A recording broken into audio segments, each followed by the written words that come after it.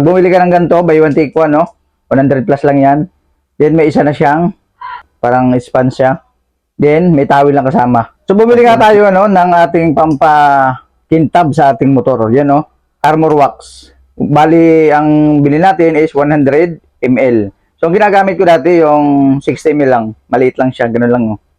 So ngayon, tinaray natin bumili ng medyo malaki na para medyo matagal maubos kasi gamit na gamit ko na yung ganito. Napakaganda talaga.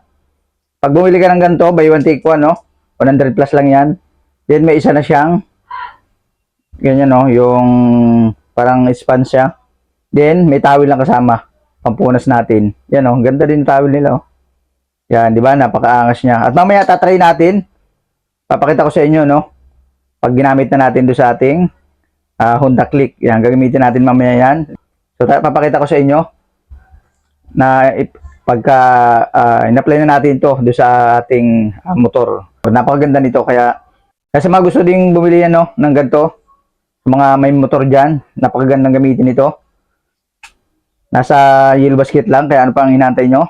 Yan, check out na kayo mga idol.